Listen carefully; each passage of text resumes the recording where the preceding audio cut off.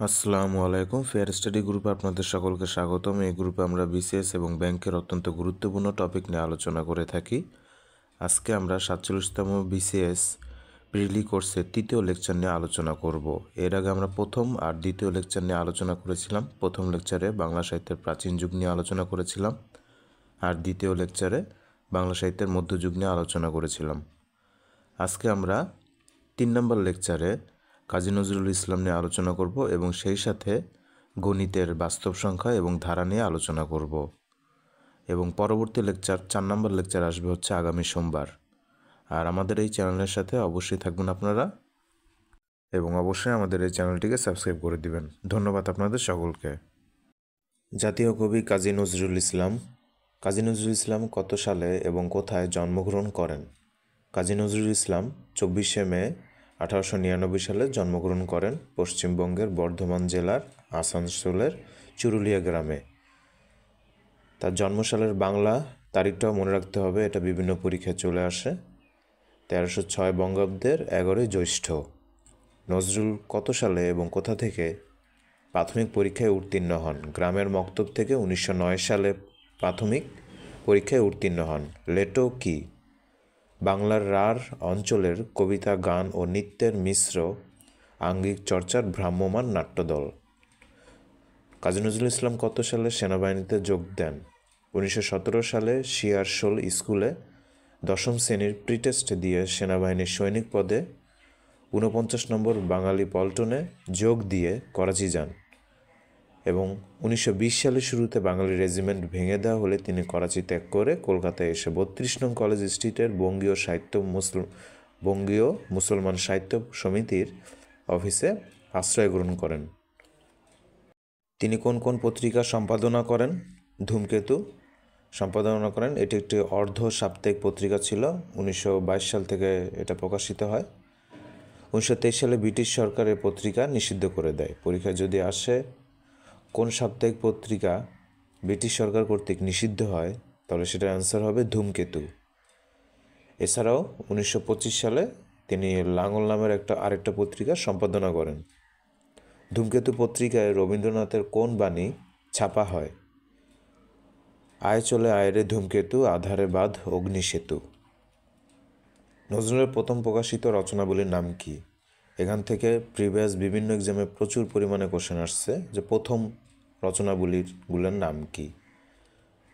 প্রথম প্রকাশিত রচনা বা গল্প হচ্ছে বাউন্ডুলের আত্মকাহিনী, এটা 1919 সালে প্রকাশিত হয়। প্রথম প্রকাশিত কবিতা হচ্ছে মুক্তি, এটাও 1919 সালে প্রকাশিত হয়। প্রথম প্রকাশিত কাব্যগ্রন্থ হচ্ছে অগ্নিবীণা, 1922 সালের সেপ্টেম্বর মাসে প্রকাশিত হয়। প্রথম প্রকাশিত এই রচনাবলীগুলা কবে হয়েছিল সে সালটা একটু কষ্ট করে মনে রাখার চেষ্টা করবেন।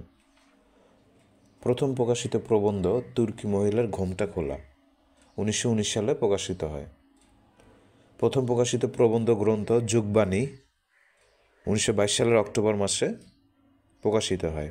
প্রথম প্রকাশিত নাটক ঝিলিমিলি 1930 সালে প্রকাশিত হয়। প্রথম প্রকাশিত গ্রন্থ বা গল্পগ্রন্থ ব্যথার দান 1922 সালে প্রকাশিত হয়। প্রথম প্রকাশিত উপন্যাস বাঁধনহারা 1927 সালে প্রকাশিত হয়। কাজী নজরুল ইসলামের কতটি গ্রন্থ নিষিদ্ধ হয় এবং সেগুলি কি কি? সাহিত্য সমালোচক শিশির কর তিনি তার নিষিদ্ধ নজরুল নামক গ্রন্থে 5টি গ্রন্থের কথা উল্লেখ করেছেন। সেগুলো হচ্ছে যুগবাণী। প্রথম হচ্ছে যুগবাণী নিষিদ্ধ হয় 1922 সালে। যদি পরীক্ষায় আসে, অলরেডি এটা বিভিন্ন পরীক্ষাতে আসছিল যে প্রথম কোন গ্রন্থটি, নজরুলের প্রথম কোন গ্রন্থটি নিষিদ্ধ হয়, সেটা হচ্ছে যুগবাণী। আবার নজরুলের শেষ কোন গ্রন্থটি নিষিদ্ধ হয়, সেটা হচ্ছে চন্দ্রবিন্দু। ঠিক আছে? আবার পরীক্ষা আসতে পারে নিচের কোন গ্রন্থটি নজরুলের নিষিদ্ধ হয়নি, তো তখন এই 5টা থেকে যে কোনো 3টা দিয়ে দিবে, আরেকটা হচ্ছে অন্য জায়গা থেকে দিয়ে দিবে। ঠিক আছে? তাই 5টাই মনে রাখতে হবে। আচ্ছা, তার নিষিদ্ধ গ্রন্থের মধ্যে প্রথম হচ্ছে যুগবাণী নিষিদ্ধ হয়। যুগবাণী নিষিদ্ধ হয় হচ্ছে 1922 সালে, আর নিষেধাজ্ঞা প্রত্যাহার করে নেওয়া হয় 1947 সালে। তারপর বিশেরবাসী নিষিদ্ধ হয় 1924 সালের 22 অক্টোবর, এবং নিষেধাজ্ঞা প্রত্যাহার করে নেওয়া হয় 1945 সালে। তারপর হচ্ছে ভাঙার গান, ভাঙার গান নিষিদ্ধ হয় 1924 সালে। তারপর প্রলয় শিখা নিষিদ্ধ হয় 1930 সালে। শেষে হচ্ছে চন্দ্রবিন্দু, চন্দ্রবিন্দু নিষিদ্ধ হয় 1931 সালে। কাজী নজরুল ইসলামের কাব্য সংখ্যা কতটি? কাজী নজরুল ইসলামের কাব্য সংখ্যা হচ্ছে 22টি। কাজী নজরুল ইসলামের কাব্যকে 3 ভাগে ভাগ করা যায়। একটা হচ্ছে প্রধান কাব্য, আরেকটা হচ্ছে প্রেম প্রধান কাব্য, আরেকটা হচ্ছে শিশুতোষ কাব্য। তাহলে প্রথমে হচ্ছে প্রধান কাব্য।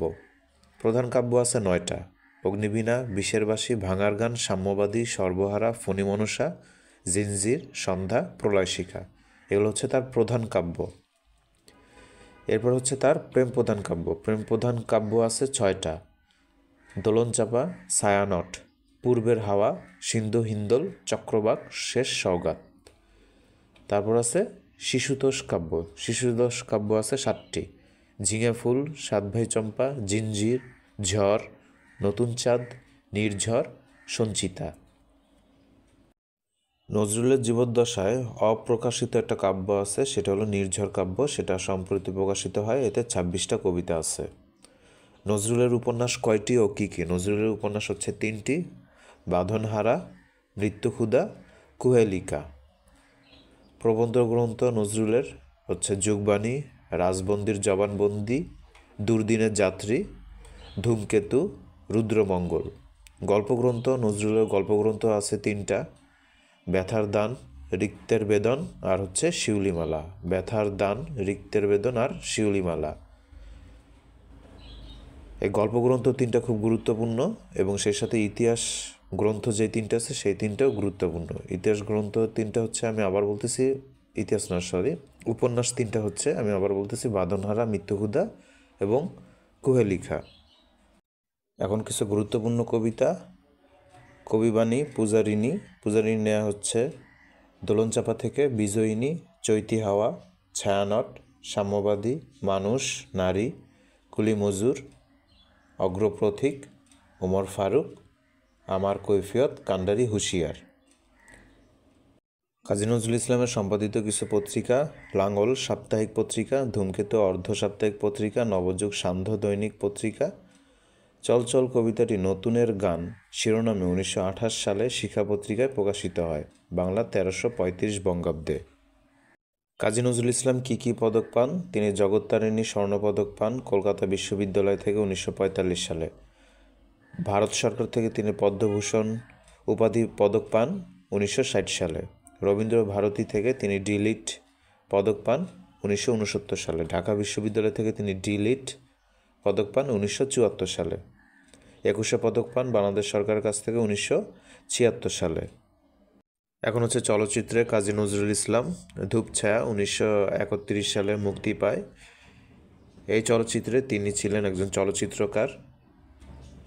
তারপর হচ্ছে ধ্রুব 1934 সালে প্রকাশিত হয়। এই ছবিতে কাজী নজরুল ইসলাম নায়কের ভূমিকা অবতীর্ণ হন এবং তার চরিত্র ছিল নারায়ণ। খুকি ও কাঠবিড়ালি কাব্য দুটিও চলচ্চিত্রে রূপান্তরিত করা হয় কবির। কাজী নজরুল ইসলামকে কবে বাংলাদেশে আনা হয়? 1972 সালে 24শে মে। কাজী নজরুল ইসলামকে কবে জাতীয় কবি ঘোষণা করা হয়? 1972 সালে 24 মেতেই ঘোষণা করা হয়। এই দুইটা কোশ্চেন প্রিভিয়াস বিভিন্ন পরীক্ষাতে অনেকবার আসছিল, ঠিক আছে? এই ডেটটা মনে রাখবেন, 1972 সালের 24শে মে। 1972 সালের 24শে মে কাজী নজরুল ইসলামকে বাংলাদেশে আনা হয় এবং সেই দিনই জাতীয় কবি হিসেবে ঘোষণা করা হয়। কাজী নজরুল ইসলামকে কবে বাংলাদেশের নাগরিকত্ব প্রদান করা হয়? 1976 সালের 18 ফেব্রুয়ারি। 1976 সালের 18 ফেব্রুয়ারি কবির মৃত্যুর 6 মাস পূর্বে প্রদান করা হয় নাগরিকত্ব। কাজী নজরুল ইসলাম কর্তৃক অনুবাদ গ্রন্থের নাম হচ্ছে রুবায়াত-ই ওমর খৈয়াম। এখন বিগত পরীক্ষায় আসা বিভিন্ন প্রশ্ন। কাজী নজরুল ইসলামের জন্মসাল কবে? 1899 সালে। কাজী নজরুল ইসলামের জন্ম তারিখ কোনটি? 11ই জ্যৈষ্ঠ। বিদ্রোহী কবি কাজী নজরুল ইসলামের জন্ম বাংলা সন কত সালে? 1306 সালে, 1306 বঙ্গাব্দে। কাজী নজরুল ইসলামের জন্মস্থান কোথায়? বর্ধমানে। কাজী নজরুল ইসলামের জীবনকাল কোনটি? 1899 থেকে 1976 খ্রিস্টাব্দ পর্যন্ত। কবি কাজী নজরুল ইসলামের কবর কোথায় অবস্থিত? ঢাকা বিশ্ববিদ্যালয়ের মসজিদের পাশে। কাজী নজরুল ইসলাম প্রথম কবে ঢাকায় আসেন? 1926 সালে। নজরুলকে কোন সালে ভারত থেকে স্থায়ীভাবে বাংলাদেশে আনা হয়? 1972 সালে। ঢাকা বিশ্ববিদ্যালয়ে কাজী নজরুল ইসলামকে ডক্টরেট ডিগ্রি প্রদান করে কত সালে? 1974 সালে। ধূমকেতু কোন কবির ছদ্মনাম? কাজী নজরুল ইসলামের ছদ্মনাম। বাংলাদেশের জাতীয় কবি কে? কাজী নজরুল ইসলাম। কাজী নজরুল ইসলাম তার কবিতায় কালা পাহাড়কে স্মরণ করেছেন কেন? প্রচলিত ধর্ম সংস্কার বিদ্বেষী ছিলেন বলে। কাজী নজরুল ইসলাম কোন সালে সাহিত্যে 21শে পদক পান? 1976 সালে। বাংলাদেশের রণসঙ্গীতের রচয়িতাকে কাজী নজরুল ইসলাম। কাজী নজরুল ইসলামের প্রথম প্রকাশিত কাব্যগ্রন্থ কোনটি? অগ্নিবীণা। কাজী নজরুল ইসলামের অগ্নিবীণা কাব্যটি প্রকাশিত হয় কত সালে? 1922 সালে। অগ্নিবীণা কাব্যের কবিতার সংখ্যা কয়টি? 12টি। কাজী নজরুল ইসলামের বিদ্রোহী কবিতাটি কোন সালে প্রকাশিত হয়? 1921 সালে। কাজী নজরুল ইসলামের বিদ্রোহী কবিতাটি প্রথম কোথায় প্রকাশিত হয়? সাপ্তাহিক বিজলিতে। বিদ্রোহী কবিতাটি কাজী নজরুল ইসলামের কোন কাব্যগ্রন্থের অন্তর্গত? অগ্নিবীণা। সরকার কর্তৃক বাজেয়াপ্ত হওয়া নজরুলের একটি কাব্যগ্রন্থ কোনটি? প্রলয় শিখা। কাজী নজরুল ইসলামের প্রেমের কাব্য কোনটি? সিন্ধু হিন্দোল। কোনটি কাজী নজরুল ইসলাম রচিত গ্রন্থ? বিষের বাঁশি। ফণীমনসা কাব্যের রচয়িতা কে? কাজী নজরুল ইসলাম। চক্রবাক গ্রন্থের রচয়িতা কে? কাজী নজরুল ইসলাম। কাজী নজরুল ইসলামের প্রথম প্রকাশিত কবিতার নাম কি? মুক্তি। কাজী নজরুল ইসলামের প্রথম প্রকাশিত লেখা কোনটি? বাউন্ডেলের আত্মকাহিনী। হাসি ও ব্যঙ্গের কাব্য কোনটি নজরুল ইসলামের? চন্দ্রবিন্দু। ঢাকার নবাব পরিবারে এক মহিলার অঙ্কিত ছবি দেখে কাজী নজরুল ইসলাম কোন কবিতাটি রচনা করেছেন? খেয়াপাড়ের তরুণী। দোলনচাঁপা কাব্যগ্রন্থটির রচয়িতাকে? কাজী নজরুল ইসলাম। বিষের বাঁশি কে রচনা করেন? কাজী নজরুল ইসলাম। সঞ্চিতা কোন কবির কাব্য সংকলন? কাজী নজরুল ইসলাম। কাজী নজরুল ইসলাম সঞ্চিতা কাব্যটি কাকে উৎসর্গ করেছিলেন? রবীন্দ্রনাথ ঠাকুরকে। কোন কবিতা রচনার কারণে কাজী নজরুল ইসলামের কারাদণ্ড হয়েছিল? আনন্দময়ীর আগমনে। কাজী নজরুল ইসলামের মহররম কবিতাটি কোন কাব্যের অন্তর্গত? মহররম কবিতাটি অগ্নিবীণা কাব্যের অন্তর্গত। দারিদ্র কবিতাটি নজরুলের কাজী নজরুল ইসলামের কোন কাব্যের অন্তর্ভুক্ত? সিন্ধু হিন্দল। দারিদ্র কবিতাটি সিন্ধু হিন্দল কাব্যের অন্তর্ভুক্ত। নারী কবিতাটি কাজী নজরুল ইসলামের কোন কাব্যগ্রন্থের অন্তর্ভুক্ত? নারী কবিতাটি সাম্যবাদী কাব্যগ্রন্থের অন্তর্ভুক্ত। কাজী নজরুল ইসলামের কান্ডারি হুঁশিয়ার কবিতাটি কোন কাব্যের অন্তর্গত? কান্ডারি হুঁশিয়ার কবিতাটি সর্বহারা কাব্যগ্রন্থের অন্তর্গত। কাজী নজরুল ইসলামের সাম্যবাদী কবিতাটি প্রথম কোন পত্রিকায় প্রকাশিত হয়? লাঙল পত্রিকায় প্রকাশিত হয়। সাম্যবাদী কবিতাটি লাঙল কবিতায় প্রথম প্রকাশিত হয়। একই সনে জন্মগ্রহণ করেছেন কোন দুই কবি? কাজী নজরুল ইসলাম এবং জীবনানন্দ দাশ। কাজী নজরুল ইসলাম এবং জীবনানন্দ দাশ দুজনই 1899 সালে জন্মগ্রহণ করেন। কাজী নজরুল ইসলামের বিদ্রোহী কবিতার মূল সুর কি? মূল সুর হচ্ছে স্বরাজ প্রতিষ্ঠা করা বা স্বরাজ প্রতিষ্ঠা। কাজী নজরুল ইসলামের আলেয়া কোন ধরনের রচনা? এটি একটি গীতিনাট্য। মরুভাস্কর কার রচনা? কাজী নজরুল ইসলামের রচনা। কাজী নজরুল ইসলামের চল চল চল কবিতাটি কোন কাব্যের অন্তর্গত? সন্ধ্যা কাব্যের অন্তর্গত। কোন সালে কাজী নজরুল ইসলাম ব্যাধিতে আক্রান্ত হয়ে বাকশক্তি হারান? 10 অক্টোবর 1942 সালে মাত্র 43 বছর বয়সে তিনি দুরারোগ্য রোগ ব্যাধিতে আক্রান্ত হন, এপিক্স ডিজিজে আক্রান্ত হন। ভোর হলো দোর খোলো কুকুমনি ওঠরে কবিতার কবিকে? কাজী নজরুল ইসলাম। কাজী নজরুল ইসলামের মৃত্যুক্ষুধা উপন্যাস কাদের পটভূমিতে রচিত? গরিব দুঃখীদের পটভূমিতে এই মৃত্যুক্ষুধা উপন্যাস রচিত। 30 সালে প্রতিষ্ঠিত বিশ্ববিদ্যালয়টির নাম কি? কবি কাজী নজরুল ইসলাম বিশ্ববিদ্যালয়। কবি কাজী নজরুল ইসলাম রচিত রাজবন্দির জবানবন্দি কি? এটি একটি প্রবন্ধ গ্রন্থ। বউ কথা কও বউ কথা কও কও কথা অভিমানিনী, সেদে সেদে কেঁদে কেঁদে যাবে যত যামিনী, এই কবিতাংশটুকুর কবি কে? কবি কাজী নজরুল ইসলাম। বিশ্বের যা কিছু মহান সৃষ্টি চিরকল্যাণকর, অর্ধেক তার করিয়াছে নারী, অর্ধেক তার নর। কবিতাংশটুকু কোন কবির লেখা? কবি কাজী নজরুল ইসলামের। অগ্নিবীণা কাব্যগ্রন্থের শেষ কবিতার নাম কি? মহররম। আজি সৃষ্টি সুখের উল্লাসে কবিতাটি কোন কাব্যের অন্তর্ভুক্ত?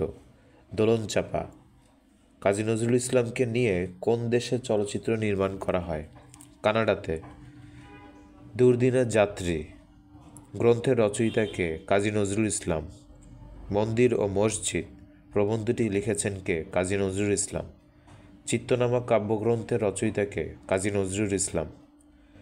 চাষি ওরা নয়কো চাষা নয়কো ছোট লোক বলেছেন কে? কাজী নজরুল ইসলাম। কাজী নজরুল ইসলামের প্রথম প্রকাশিত গ্রন্থ কোনটি? ব্যথার দান। কাজী নজরুল ইসলামের লেখা ঝিলিমিলি গ্রন্থখানি এটি কী ধরনের গ্রন্থ? এটি একটি নাটক। রমজানের ওই রোজা শেষে এলো খুশির ঈদ গানটির রচয়িতা কে? কাজী নজরুল ইসলাম। মম এক হাতে বাঁকা বাঁশের বাঁশুরি আর হাতে রণতুর্য এটি কাজী নজরুল ইসলামের কোন কবিতার চরণ? বিদ্রোহী। গাহি সাম্যের গান ধরণীর হাতে দিল যারা আনি ফসলের ফরমান পংক্তিটি কাজী নজরুল ইসলামের কোন কবিতার অংশ? জীবন বন্দনা। দুর্গম গিরি কান্তার মরু দুস্তর পারাবার হে গানটির রচয়িতা কে? কাজী নজরুল ইসলাম। সাম্যের গান গাই আমরা চক্ষে পুরুষ রমণী কোনো ভেদাভেদ নাই কবিতাংশটুকু রচয়িতা কে? কাজী নজরুল ইসলাম। আমি চিরদুর্দম দুর্বিনীত নৃশংস মহাপ্রলয়ের আমি নটরাজ আমি সাইক্লোন আমি ধ্বংস পংক্তিটি কবি কাজী নজরুল ইসলামের কোন কবিতার অংশ? বিদ্রোহী কবিতার অংশ। অগ্নিবীণা কাব্যে কবিতার সংখ্যা কয়টি? 12টি। 2024 সালে জাতীয় কবি কাজী নজরুল ইসলামের কততম জন্মদিন পালন করা হয়? 125তম। 1941 সালের 7 আগস্ট কাজী রবীন্দ্রনাথের মৃত্যুতে শোকাহত কাজী নজরুল ইসলাম তাৎক্ষণিকভাবে কী রচনা করেন? রবিহারা। 1348 সালের 22 শ্রাবণ 1941 সালের 7 আগস্ট রবীন্দ্রনাথের মহাপ্রয়াণ হয়। শোকাহত নজরুল তখন রবিহারা এবং সালাম অস্ত রবি নামে দুটি কবিতা লিখেন। এই কবিতা দুটি যথাক্রমে 1348 সালের ভাদ্র মাস মাসিক মোহাম্মদী পত্রিকায় প্রকাশিত হয়। রবিহারা কবিতাটি তখন নজরুল কলকাতা বেতারে নিজে আবৃত্তিও করেছিলেন। কবিতাটি তিনি নিজ কণ্ঠে হিজ মাস্টার্স ভয়েসে রেকর্ড করেন। সঞ্চিতা কোন কবির কাব্য সংকলন? কাজী নজরুল ইসলামের। শ্যামসঙ্গীত রচনা করেছেন কে? কাজী নজরুল ইসলাম। শ্যামসঙ্গীতের শ্রেষ্ঠ কবিদের মধ্যে রয়েছেন প্রাঙ্গণ তরফদার ও রামপ্রসাদ সেন। এখন ম্যাথের ধারা এবং বাস্তব সংখ্যা নিয়ে আলোচনা করা হবে এবং আলোচনার শেষে আপনাদের জন্য আরও কিছু ম্যাথ দিয়ে দেওয়া হলো প্র্যাকটিস করার জন্য। অবশ্যই সেগুলো প্র্যাকটিস করে আপনারা কমেন্ট বক্সে জানাবেন যে আপনাদের কোনো ম্যাথে সমস্যা হয়েছে কি না। যদি কোনো ম্যাথ করতে সমস্যা হয়ে থাকে তাহলে অবশ্যই নেক্সট লেকচারের সময় সেই সমস্যার সমাধান দিয়ে দেওয়া হবে। আর অবশ্যই আমাদের এই 47তম বিসিএসের এই ফ্রি কোর্সের সাথে থাকার জন্য অবশ্যই আমাদের এই চ্যানেলটিকে সাবস্ক্রাইব করে দিবেন। ধন্যবাদ আপনাদের সকলকে। তাহলে প্রথমে হচ্ছে ধারা। ধারা দুই প্রকার, এটা তো আপনারা জানেন। সেটা হলো সমান্তর ধারা আর হচ্ছে গুণোত্তর ধারা। সমান্তর ধারা আর হচ্ছে গুণোত্তর ধারা। আমরা প্রথমে হলো সমান্তর ধারা সম্পর্কে শিখব, ঠিক আছে? তাহলে সমান্তর ধারার দুইটা গুরুত্বপূর্ণ সূত্র আছে। একটা সূত্র হচ্ছে এনতম পদ বের করার সূত্র, আর একটা সূত্র হচ্ছে এনতম পদের সমষ্টি। এনতম পদের সমষ্টি। তাহলে এনতম পদের সূত্রটা কি? এটা সূত্র হচ্ছে a plus n minus one into d, ঠিক আছে? আর এনতম পদের সমষ্টির সূত্র বের করার কি? S n is equal to n by two two a plus n minus one into d. Okay, এখন এখানে এ মানে কি, ডি মানে কি, এন মানে কি? ওকে, এন হচ্ছে যে কোনো ধারার প্রথম পদ, এন হচ্ছে কততম পদের কথা বলা হয়েছে, সাপোজ অষ্টম পদের কথা বলা হয়েছে, তাহলে সে অষ্টম পদ n। ডি তাহলে কি ডিফারেন্স, কিসের ডিফারেন্স? দুইটা পদের মধ্যবর্তী ডিফারেন্স, পরপর দুইটা পদের, অর্থাৎ অন্তর। এই এন এ ডি এখানের মিনিংও এটার মতোই সেম। কততম পদ, যততম পদের সমষ্টি বের করতে বলবে, যদি 20টা পদের সমষ্টি বের করতে বলে তাহলে সেখানে এন এর এখানে 20 লিখতে হবে। এ হলো ওই ধারার প্রথম পদ, ডি হচ্ছে পরপর দুইটা পদের মধ্যবর্তী অন্তর। ঠিক আছে, এই হলো মেন সূত্র সমান্তর ধারার। আচ্ছা,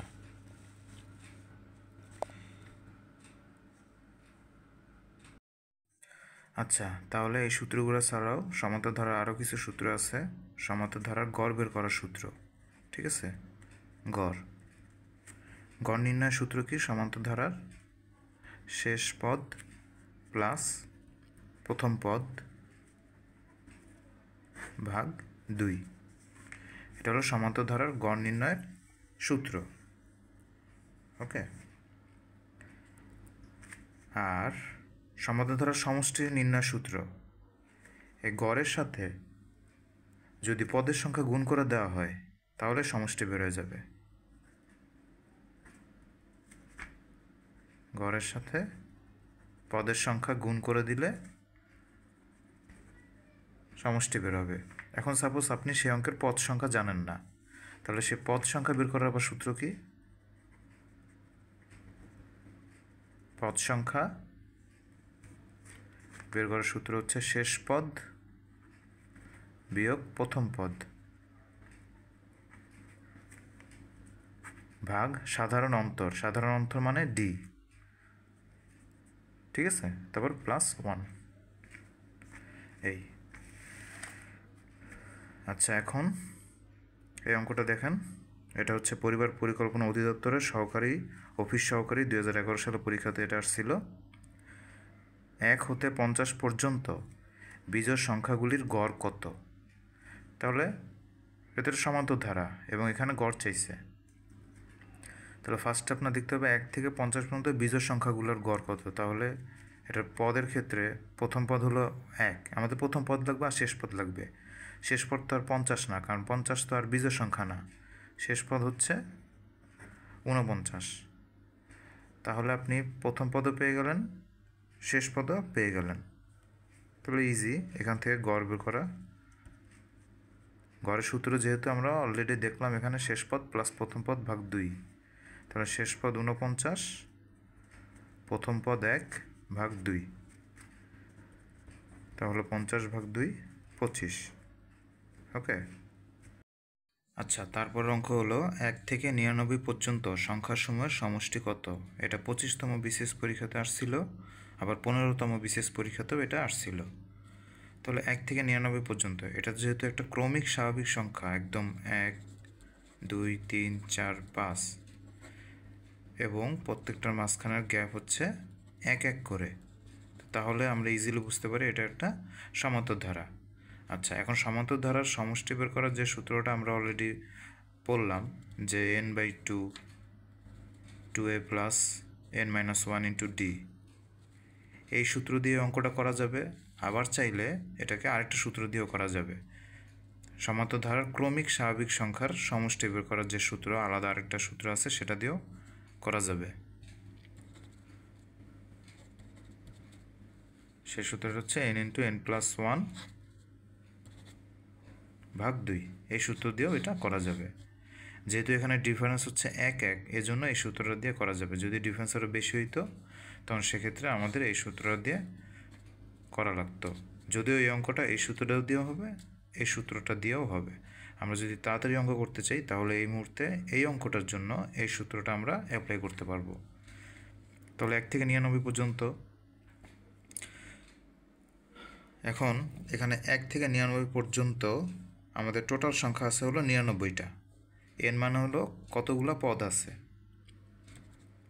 তাহলে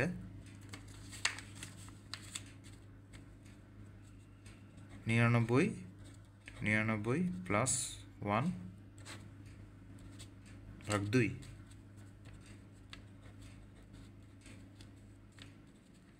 100/2। তাহলে এখানে ক্যালকুলেট করে হয় 4950। ঠিক আছে, এই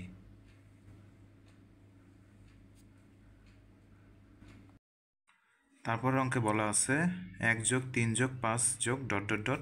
2x+1 এটার সমষ্টি কত হবে। আচ্ছা, তাহলে এটার সমষ্টি কত হবে সেটা বের করার জন্য আমাদের সর্বপ্রথম এখানে কয়টা পদ আছে সেটা বের করতে হবে। এখানে কয়টা পদ আছে এটা দেখে আমরা বুঝতে পারতেছি না বা কোশ্চেনে বলা নাই। তাহলে অলরেডি পদ বের করার সূত্র আমরা জানছি যে শেষ পদ বিয়োগ প্রথম পদ সাধারণ অন্তর ডি প্লাস 1। আর এই অঙ্কটা কিন্তু 36তম বিশেষ পরীক্ষাতে আসছিল এই অঙ্কটা। তাহলে এখানে শেষ পদ হচ্ছে 2x+1, প্রথম পদ হচ্ছে 1, সাধারণ অন্তর কত, সাধারণ অন্তর 2, আর এখানে 1। তাহলে 2x/2, তাহলে x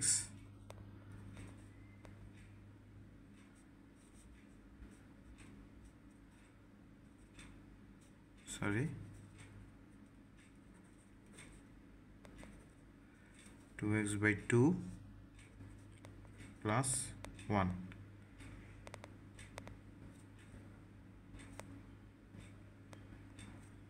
2x + 1 না, সরি 2x - 1 হবে, 2x - 1, তাহলে 2x - 2,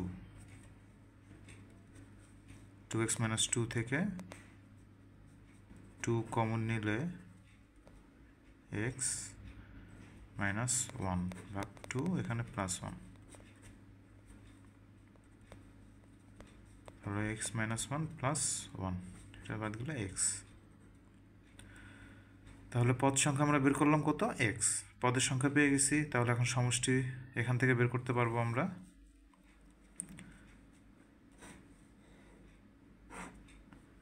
তাহলে সমষ্টিটা এখানে বের করে ফেলি। সমষ্টির সূত্র কি ছিল, শেষ পদ প্লাস প্রথম পদ। শেষ পদ কত, 2x - 1, 2x - 1, এটা হলো শেষ পদ।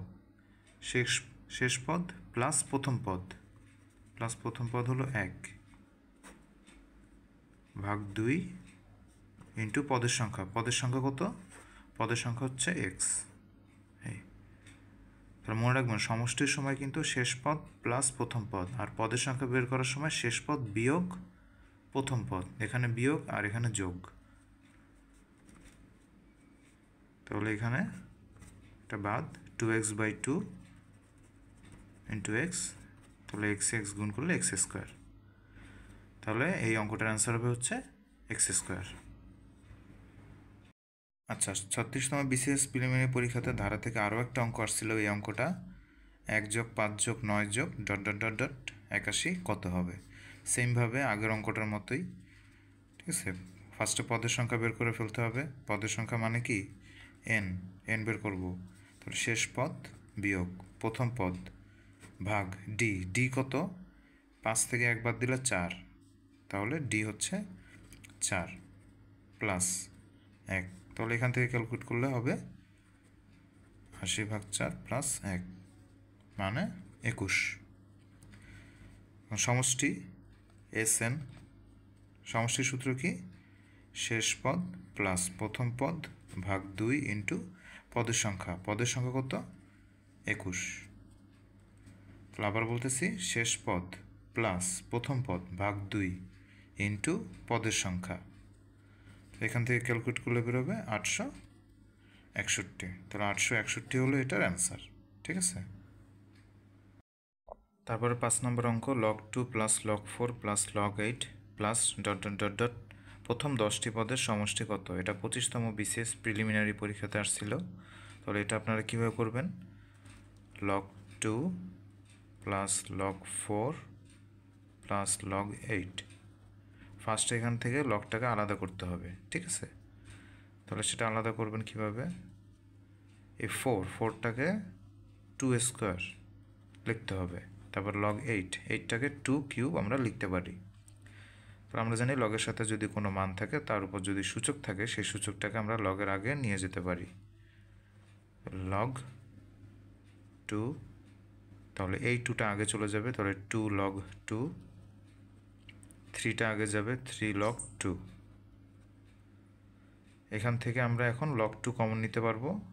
log 2 যদি কমন নেই তখন আমাদের থাকবে, এখানে থাকে হলো 1, এখানে থাকে 2, এখানে থাকে 3, এভাবে করে চলতে থাকবে। এখন আমাদের এই অঙ্কটা বলছে যে প্রথম 10টি পদের সমষ্টি, তাহলে শেষতম পদটা হলো দশম পদ, তাহলে n হচ্ছে এখানে 10, n হচ্ছে এখানে 10। প্রথম পদ a হচ্ছে আমাদের এখানে 1, আর ডিফারেন্স তো এখানে d 1। ওকে, আচ্ছা তাহলে এখন এটা সমষ্টি বের করার সূত্র কি আমাদের? শেষ পদ হলো 10, শেষ পদ প্লাস প্রথম পদ, প্রথম পদ হচ্ছে 1 ভাগ 2 ইন্টু টোটাল পদের সংখ্যা, টোটাল 10টা পদের সংখ্যা বের করব, মান বের করব সমষ্টি, তাহলে 10। ওকে, এটা হচ্ছে শেষ পদ, এটা হচ্ছে টোটাল পদের সংখ্যা, টোটাল পদের সংখ্যা হলো 10টা এখানে। আচ্ছা, তাহলে এখান থেকে 11 ভাগ 2 ইন্টু 10, 5, তাহলে 55। তাহলে 55 মানটা বসবে এইখানে, এই সমষ্টির জায়গাতে বসলে তখন কি হবে? log 2 55, অর্থাৎ এভাবে তো লেখা হয় না, সাধারণত 55টা আগে বসবে, অর্থাৎ তাহলে 55 log 2, এটা হলো অ্যান্সার, 55 log 2। ওকে, আচ্ছা তারপর অঙ্কে বলা আছে একটি সমান্তর ধারার অনুক্রমে সাধারণ অন্তর যদি 10 হয় এবং ষষ্ঠ পদ 52 হলে 15তম পদ কত হবে? ঠিক আছে, তাহলে 15তম পদ বের করার জন্য আমাদের কি কি লাগবে? 15তম যে কোনো পদ বের করার জন্য আমাদের সূত্রটা ছিল a plus n minus 1 into d, 15তম পদ বের করার সূত্র, 15তম পদ। এখন এ আমরা এখান থেকে কোশ্চেন থেকে আমরা এখনও পাইনি, এন হচ্ছে 15তম পদ, এন এর মান তাহলে হবে 15। ডি অন্তর বলে দেওয়া আছে 10, এ যদি আমরা পেয়ে যাই তাহলেই অঙ্কটা বের করা যাবে। এখন ষষ্ঠতম পদ 52 বলছে, এইখান থেকে আমরা এই ইনফরমেশনটা থেকে এ এর মান আমরা বের করব। ঠিক আছে, কীভাবে বের করব? ষষ্ঠতম পদ যেহেতু 52, তাহলে ষষ্ঠতম পদ is equal two a plus n minus 1 into D, তাহলে এ 52, এন কত? এটা যেহেতু ষষ্ঠতম পদ, তাহলে এন হচ্ছে 6, ডি হচ্ছে 10। এখান থেকে ক্যালকুলেট করে আমরা এর মানটা বের করব, তাহলে কত হবে? 5, 10, 10 ওখানে গেলে এর মান 2, তাহলে প্রথম পদ হচ্ছে 2। তো 6তম পদ বা ষষ্ঠতম পদ 52, এখান থেকে আমরা বের করতে পারছি যে প্রথম পদ, এই ধারার প্রথম পদ হচ্ছে 2, তাহলে এই ধারাটার প্রথম পদ যেহেতু 2, তাহলে এখন আমরা এর জায়গাতে 2 বসায় দিলাম, তাহলে এখন আমরা ইজিলি 15তম পদ কত ছিল সেটা বের করতে পারবো। 14 গুণ 10, তাহলে 142। ওকে, আর এটা হচ্ছে 37তম বিসিএস প্রিলিমিনারি পরীক্ষাতে এই কোশ্চেনটা আসছিল। ঠিক আছে, আচ্ছা এখন হলো নতুন আরেকটা সূত্র, স্বাভাবিক সংখ্যার বর্গ সমষ্টি বের করার সূত্র, 1/6 n into n plus 1 into 2n plus 1। Okay, আচ্ছা এখন 7 নম্বর অঙ্ক, 1 square plus 2 square plus 3 square plus dot dot dot dot plus 50 square. Okay, এটা 27তম বিসিএস প্রিলিমিনারি পরীক্ষাতে অঙ্কটা আসছিল। যেহেতু এখানে প্রত্যেকটা পদের উপর স্কোয়ার আছে, তাহলে আমরা এই স্বাভাবিক সংখ্যার বর্গের সমষ্টি এই সূত্রটা অ্যাপ্লাই করতে পারবো। ঠিক আছে, জাস্ট এখানে আমাদের সর্বশেষ পদ কত সেটা জানলেই চলবে। সর্বশেষ পদ হচ্ছে আমাদের 50, তাহলে এখানে n এর জায়গাতে 50 বসায় দিয়ে ক্যালকুলেট করলে হয়ে যাবে। তাহলে এখানে কি হবে? 1/6 50 গুণ 50 প্লাস 1 গুণ 2 গুণ 50, ঠিক আছে, প্লাস 1, এখান থেকে ক্যালকুলেট করলে বের হবে 1/6 ইন্টু 50 ইন্টু 51 ইন্টু 50 দুগুণ 100, 101। তাহলে এখান থেকে ক্যালকুলেট করলে বের হবে 42,925, এটা হবে এই অঙ্কের অ্যান্সার। আচ্ছা, এখন হলো গুণোত্তর ধারা। ঠিক আছে, গুণোত্তর ধারা। গুণোত্তর ধারার আর সমান্তর ধারার মধ্যে পার্থক্য হচ্ছে গুণোত্তর ধারার একটা পদের সাথে আরেকটা পদের যে অনুপাত সেটা সমান হয়, অনুপাত। আর সমান্তর ধারাতে একটা পদের সাথে আরেকটা পদের অন্তর সমান হয়। ঠিক আছে, তাহলে গুণোত্তর ধারা সাধারণত দেখতে এরকম হয়, a plus a r plus a r square plus dot dot dot plus a r n minus one. Okay, তাহলে গুণোত্তর ধারার জন্য কি কি জানা লাগে? এ প্রথম পদ, এটা অলরেডি আপনারা জানছেন। সমান্তর ধারার ওখানে আর হচ্ছে অনুপাত, এটা হলো নতুন। গুণোত্তর ধারাতে আর অনুপাত থাকে, সমান্তর ধারাতে ডি অন্তর থাকে। ঠিক আছে, আচ্ছা, আর এন আগের মতোই পদ সংখ্যা, পদ সংখ্যা। আচ্ছা, এখন এনতম পদ বের করার সূত্র হচ্ছে গুণোত্তর ধারার ক্ষেত্রে এ আর এন মাইনাস ওয়ান। বললো পঞ্চম পদ কত, কোনো একটা ধারা দিয়ে বললো সেই ধারাটির পঞ্চম পদ কত, তাহলে পঞ্চম পদ সে ধারার এখানে প্রথম পদ লিখবেন, পঞ্চম পদ এখানে 5 মাইনাস 1 লিখবেন, আর এখানে আর হচ্ছে সেই ধারাটার অনুপাত কত সেটা লিখবেন। ওকে, আচ্ছা, এখন হচ্ছে গুণোত্তর ধারার সমষ্টি। সমষ্টি বের করার আবার দুইটা সূত্র আছে। যদি আর এর মান একের থেকে বড় হয় তাহলে একটা সূত্র, যদি আর এর মান একের থেকে ছোট হয় তাহলে আরেকটা সূত্র। আর এর মান যদি একের থেকে বড় হয় তখন সমষ্টির সূত্র হয় a into r to the power n r minus one ভাগ হলো আর মাইনাস ওয়ান। আর যদি আর এর মান একের থেকে ছোট হয় তখন জাস্ট এগুলো ঘুরে যাবে, ওয়ান আগে চলে আসবে, ওয়ান আগে চলে আসবে, আর আর টু দি পাওয়ার এন পরে যাবে, আর পরে যাবে। এই হলো পার্থক্য। A one minus r to the power n ভাগ হচ্ছে ওয়ান মাইনাস আর। ওকে, আচ্ছা আচ্ছা, এখন গুণোত্তর ধারা দিয়ে অঙ্ক, 8 নম্বর অঙ্ক। গুণোত্তর ধারার দ্বিতীয় পদ যদি 48 হয়, পঞ্চম পদ যদি 3/4 হয়, তাহলে এই ধারাটির অনুপাত কত?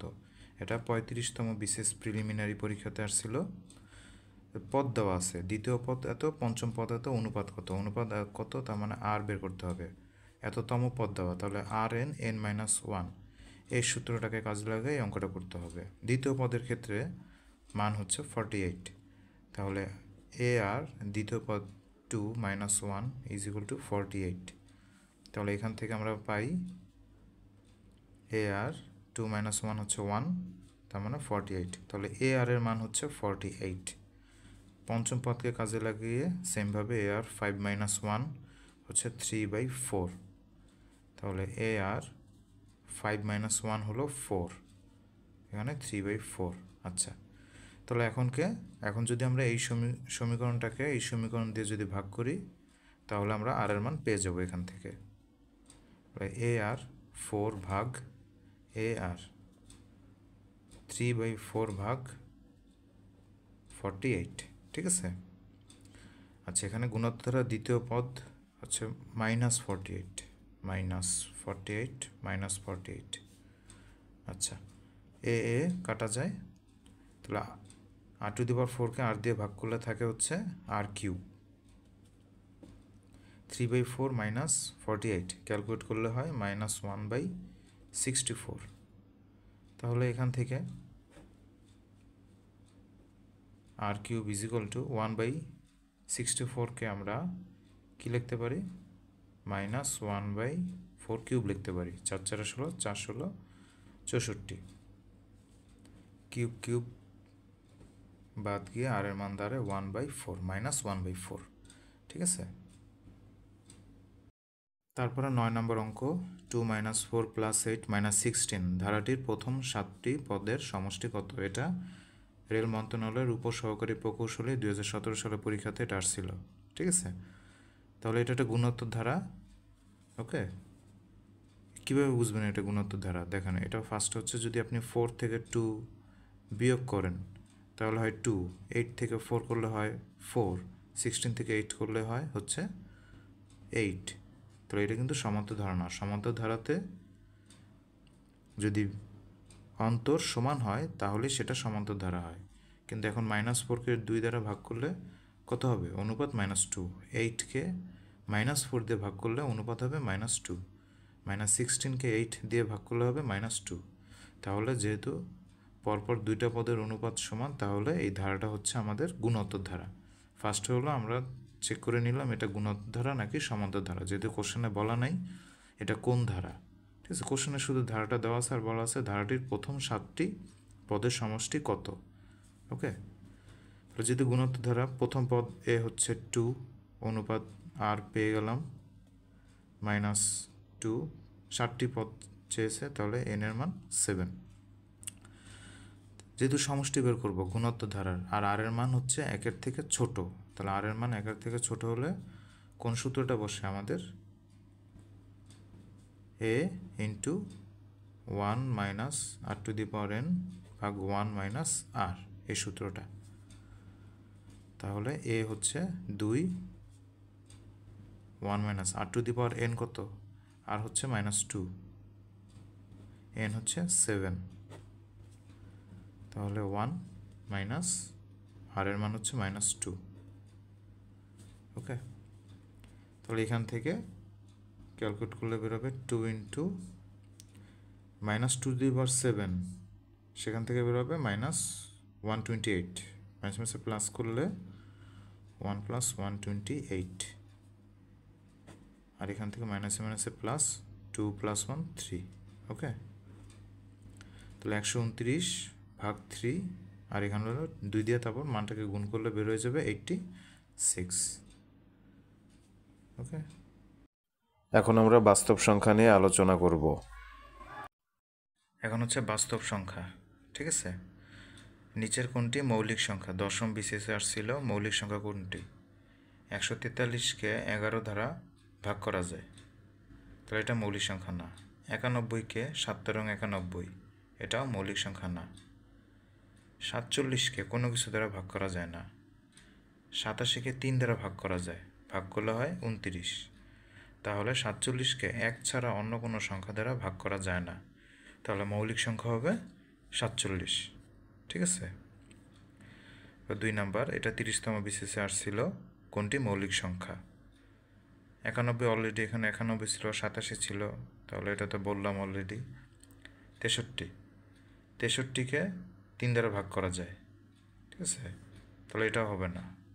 59কে কোনো কিছু দিয়ে ভাগ করা যায় না, তাহলে হবে হচ্ছে 59। এখন 1 থেকে 30 পর্যন্ত কয়টি মৌলিক সংখ্যা আছে? দশম বিসিএসে আসছিল কয়টি মৌলিক সংখ্যা আছে 1 থেকে 30 পর্যন্ত। তাহলে 1 থেকে 30 পর্যন্ত কয়টি মৌলিক সংখ্যা আছে? 2 আছে, 3 আছে, 5 আছে, 6 নেই, 7 আছে, 11 আছে, তারপর 13 আছে, 17 আছে। ঠিক আছে, 17-এর পর 19 আছে,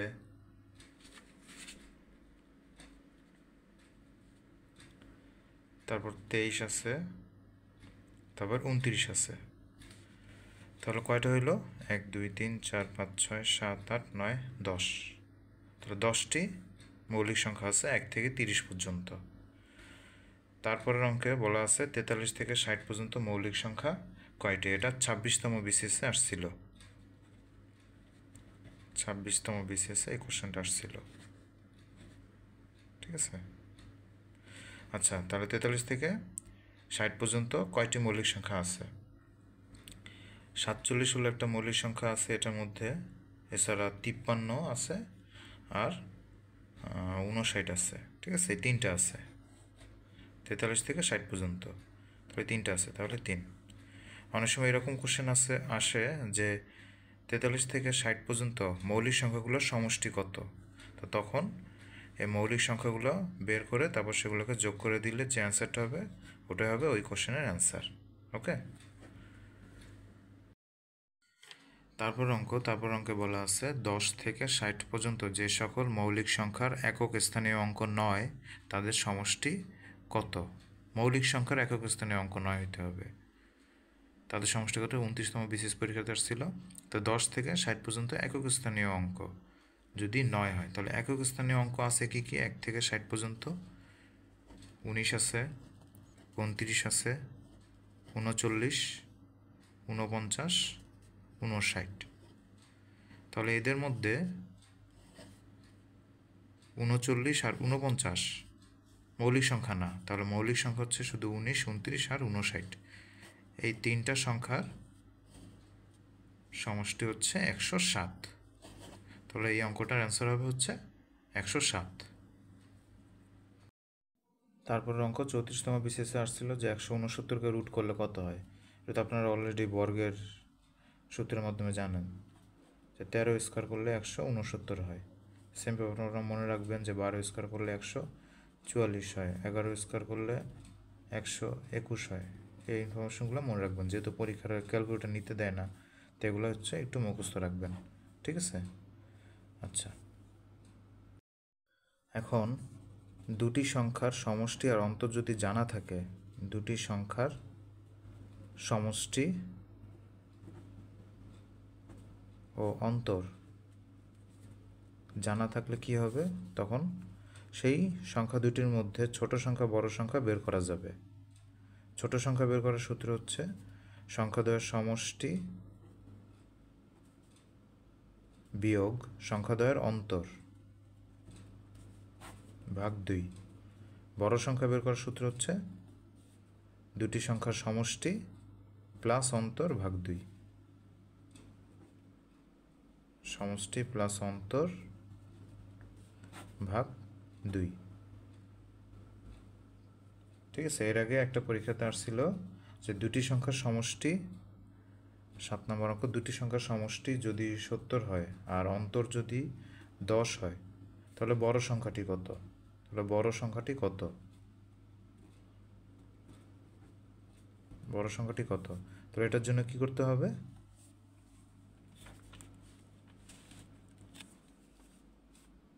বড় সংখ্যাটি কত? সমষ্টির সাথে অন্তর যোগ করে 2 দ্বারা ভাগ করে দিলেই বড়টা বের হয়ে যাবে, অর্থাৎ 40। সেটার অ্যান্সার হবে হচ্ছে 40। তারপর 8 নম্বর অঙ্ক, একটি সংখ্যা 999 থেকে যত ছোট 797 থেকে তত বড়, তাহলে সংখ্যাটি কত? এরকম যদি বলা থাকে কোনো সংখ্যা x থেকে যত ছোট y থেকে তত বড়, এরকম যদি থাকে, সংখ্যাটি কত যদি বের করতে বলে, তাহলে একদম ইজি। x আর y দুইটাকে যোগ করে 2 দ্বারা ভাগ করে দিলে নির্ণেয় সংখ্যাটা বের হয়ে যাবে। তাহলে 999 এটার সাথে 797কে যোগ করে দিয়ে 2 দ্বারা ভাগ করে দিলে যে মানটা হবে সেটাই হলো ওই সংখ্যাটি। তাহলে 898, ঠিক আছে? এই 898 999 থেকে যত ছোট, 898 997 থেকে ঠিক ততই বড়, ঠিক আছে? এই ম্যাথগুলি প্র্যাকটিস করে রাখবেন এবং যদি কোনো প্রকার সমস্যা হয় তাহলে তা অবশ্যই কমেন্ট বক্সে জানাবেন। তখন নেক্সট ভিডিওতে আমরা এই ম্যাথগুলোর সমাধান করে দেব যদি কারো কোনো সমস্যা থাকে এই ম্যাথগুলোতে।